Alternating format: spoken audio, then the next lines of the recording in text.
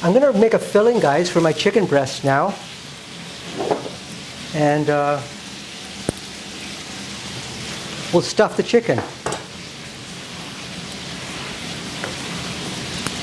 I think I'm just going to use cheddar cheese. These beautiful sweet peppers, Shepherd's. Going to give them a wash.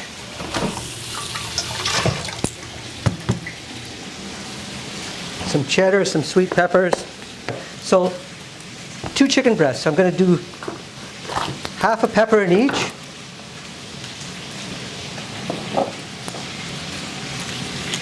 I'm not going to add these seeds to my stock. I'm content with how it is right now. Okay, so it's looking great. Okay guys, chicken breast. I'm going to do my veggies first, so then I can, when I cut my vegetables, there's going to be no raw chicken on the same board that I'm cutting my veggies on. So I'm just going to cut the breast up. Cut the cheese up. Place it to the side. I want a little bit of fresh cilantro in there, and I want a little bit of fresh basil.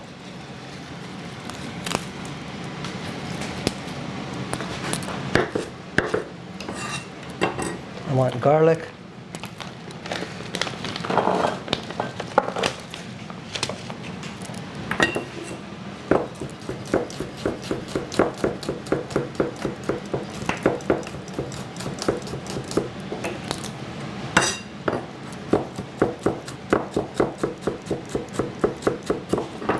I have my pepper and salt, my coriander, my basil, and my garlic.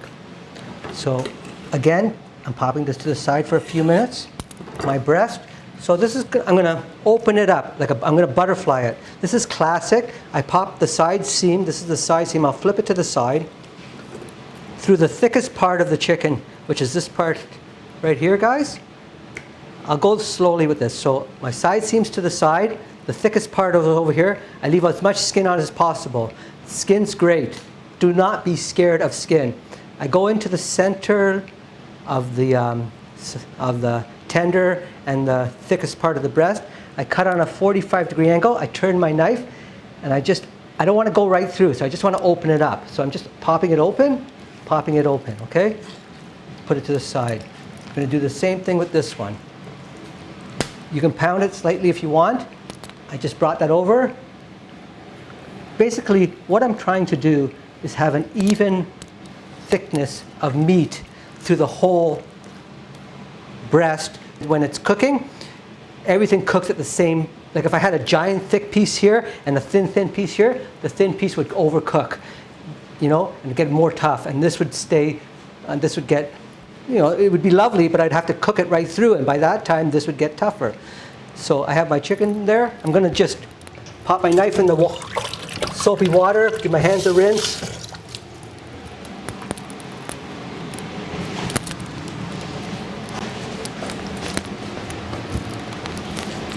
Again, I'm going to heat my frying pan. Again, it's going to get hot. So inside the breast, pepper, salt. Why am I doing this? Because the interior, it's going to be a bunch of things in there. Pepper and salt are flavor enhancers, and I find garlic is like a flavor enhancer to me.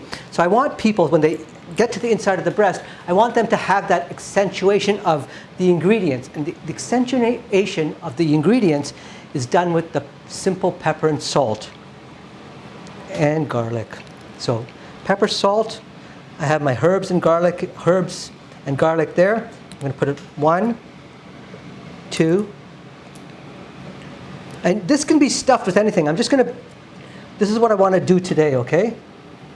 I'm going to add some fresh cilantro and basil. Garlic. This is extremely rustic, guys, but it'll be lovely. My cheese, 1, 2, 3, 4. And now to tie, the proteins will hold this together. You don't need to tie it.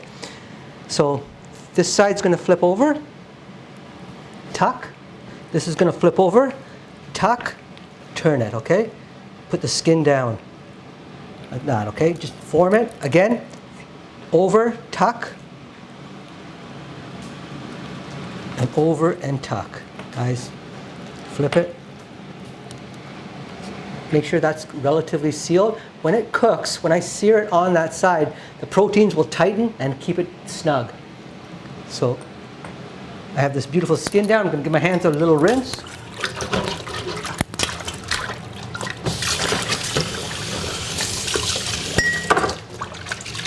My pan's getting very hot again. I'm going to put pepper and salt on the outside. Pepper. Fresh cracked pepper. I always use fresh cracked pepper, and I always use sea salt. Sea salt has a lot better rounded flavor, even the cheap stuff. And fresh cracked black pepper is going to go into my coffee grinder after I make coffee in the morning. And I'll give it a quick wipe out. I do not mind if there's a little bit of pepper left in there. And some fresh rosemary. I'm going to pat it. I'm going to put a little bit of flour on this plate. I'm going to work a little bit quicker because I know my oil's getting very hot. My pan's getting very hot, so I'm dropping a little bit of flour onto this plate. Why? Because I want to make a thin crust using the flour. Yes, the searing will help it all the juices stay in, but the flour will work even better. So that, I'm being gentle. In, roll, flip, roll, roll, roll, dust off extra. Drop it, wash hands. Rinse, dry, pan's hot, oil's going in. Neutral oil, again. And I say this a lot in the book, guys, neutral oil. Something with a decent high smoke point. Smoke comes up. Avocado oil is great. Grapeseed oil is great. So breast, ladies and gentlemen, skin side down. I'm not going to touch, okay? Breast, ladies and gentlemen, skin side down. I'm not going to touch. I'm going to let that be for a few minutes. I'm just going to wash my board and I'll be right back with you, ladies and gentlemen. So, my lovely assistant Nathan, the gentleman who is doing the QR codes and the footage. Hi, Nathan. I want to tell you something prior to turning this over. The home we are in. So I'm moving the pan. The home we are in, it is a full 360 for Nathan and myself. It was a customer of mine named Jeff, who's been kind enough to say, hey, why don't you use our kitchen? It's got really aesthetic. I've done catering for Jeff in the past, over the last 5 years or so, Christmas parties. My connection with this home is, I work for a gentleman named Ron Lanois. Who is Ron? Ron ran a Cajun restaurant in Hamilton called The Big Easy. I was Ron's first sous chef. We went down to New Orleans together. His brother Daniel Lanois and Bob started Grant Avenue Studios, and his very talented sister Jocelyn was in a beautiful band also in Toronto. The name comes to me. Anyway, long story short, I work with Ron. We have this great connection. Ron, I was cooking for 7 years prior. So this is flip. I worked 7 years. I worked, and I didn't trust my taste. I wasn't completely satisfied with how I tasted things. I didn't trust my taste completely. Ron taught me how to taste. Ron passed away. I'm going to go get some fresh thyme. Ron passed away of illnesses due to hyperactive thyroids. I have some beautiful fresh thyme here, ladies and gentlemen, and a little bit of fresh rosemary. I'm going to give them a rinse. So I'm going to do almost the same thing. This is going in to the pan, okay? It's seared on the second side. I have stock going, so what am I going to do? Of course, I'm going to add stock. And I'll get right back to what I was talking about. So Ron passed. Mrs. Lanois had this home with her partner. And she said, hey, would you come and do the wake for Ron? And I was honored. So I cooked Cajun food. That was my connection. in a little bit of a very, very shortened form. Rosemary and fresh thyme going to flavor the sauce, okay? It's going to be yummy, yummy, yummy, delicious. I'm going to add a little bit of port wine to that. Port wine is a fortified wine. It can be flambéed to burn off the alcohol, or it can be added as at the end for a finishing alcohol. So I'm going to add port. I want both. It'll burn off a little bit in the oven, but it will flavor, and some will remain non-burnt off. And I'm going to add some heavy 35% cream to that right now. And I'm going to pop it into the oven, guys. Nathan's connection, after Mrs. Lanois passed, was Ron's brother, Bob. I don't know what to say about Bob. Bob was an extremely talented producer of music. Him and Daniel again started Grant Avenue Studios. Daniel went on to work with Brian Eno, Bob Dylan, a lot of legends. Flea. Nathan and Bob used to work at a studio in Hamilton with a good friend of ours called Glenn Marshall, who also worked with Bob.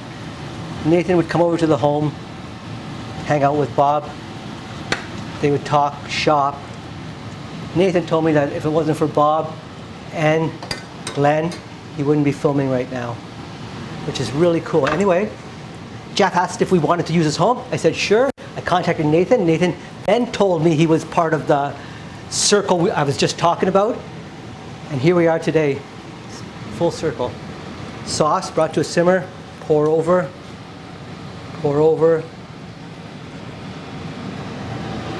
down. I don't want these to burn, so they're going into the sauce, guys. That's it, into the sauce. Uncovered, okay? So I got a sear, I'm just gonna pop it into the oven. The dark meat chicken looks great. And that's it. We'll be back in a few minutes. Thank you for watching. Thank you for paying attention. I'm just going to go to the oven right now, and I'm going to check on the chicken, so I'll be right back. But just go ahead and follow me if you guys would like. So I'm popping the oven open. Got the chicken in here. It's getting slightly tender. I cook, as you'll know with the book, there's a couple of things I do. These are almost done, okay? So that's beautiful. How do I know? Because I cut it this thin and I'm pressing, it's firm. So I'm very content with that, but I do want to taste that sauce. So I'm going to just, so I just want to taste the sauce, guys. So I'm just going to reach in, let it cool a touch. It's quite lovely. Because I use this and because my mouth touched it, into the sink. Not to use again. Never use it twice. If I use this finger here, I use all 5 fingers occasionally. But if I use this finger, I'll do the same thing. Wash it right away. But I'll go into a sauce, and this is important. I'll go into a sauce and I'll taste with this finger. But if I'm going to taste it again, I'm going to use another finger. I'm never going to use the same finger because I don't want the bacteria of my mouth going into the sauce. But I'm very comfortable using another finger because it's clean, because I'm washing my hands all day. So I'll just show you what I mean. So quickly and taste, okay? I'm comfortable with that. So it's almost done. I'm gonna pop it back in the oven. That'll be about 15 more minutes for the dark meat, and the breast will be about 5 more minutes. I'm gonna go wash my hands again. The potatoes at the back have come to a simmer, so a boil. So I'm just gonna drop the heat, guys.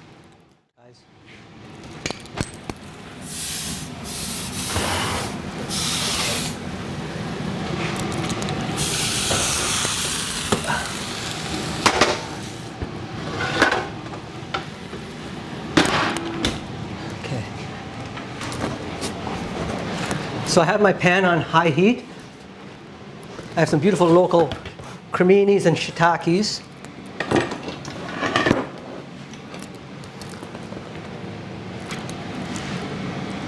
I don't wash my mushrooms. gonna rough chop these. If there was compost on the end, I would wipe it. But this is from a local place called Piccioni's Mushrooms.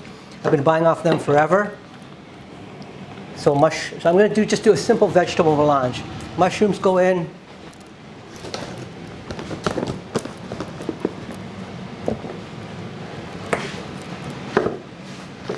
Again, a very rustic chop of shiitakes go in.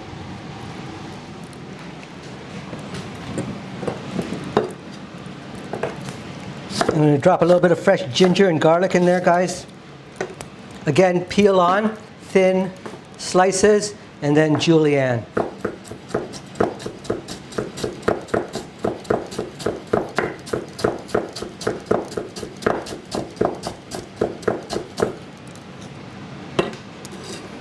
I have some baby bok choy. I'm going to add a few of those. I've washed it. I'm just going to cut it into quarters.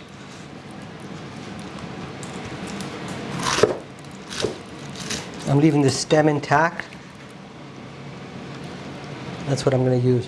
So this is going to be my vegetable, but I'm not going to add these yet to the mushrooms. I want the mushrooms to cook first. So ginger's going in. Garlic's going in. Beautiful pureed garlic that we already did.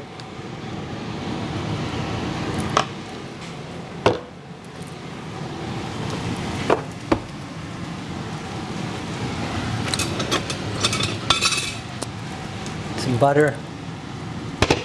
Unsalted. I always go to unsalted butter. 2 reasons. I can add the amount of salt I want. And unsalted butter is usually fresher because they cannot, the salt will act as a preservative. So if you add the salt, your salted butter is definitely going to last longer. Your unsalted butter has to be fresher or will go it'll go rancid quicker. Okay. Mushroom sauteed. Taste. A little bit more butter.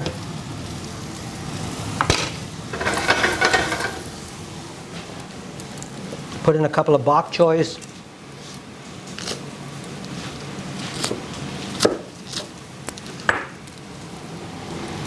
And add a bit more salt.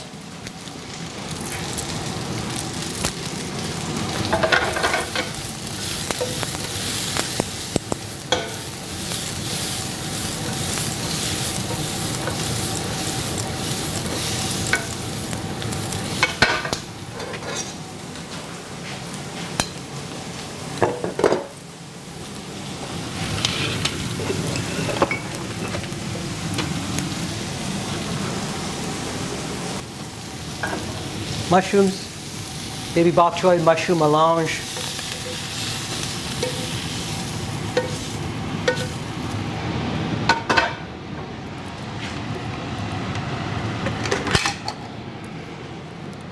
And take one of these beautiful breast meats.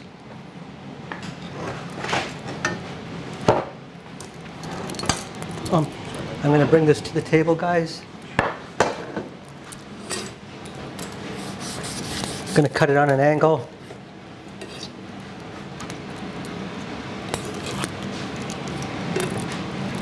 And I'm going to drop some of this beautiful sauce over it.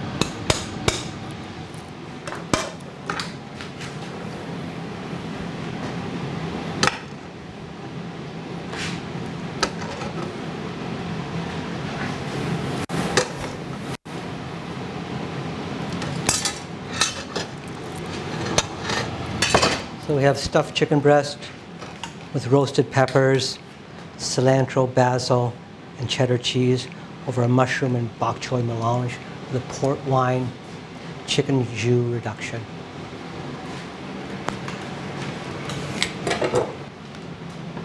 If you serve that to any customer, your family, yourself, I guarantee you they would be happy.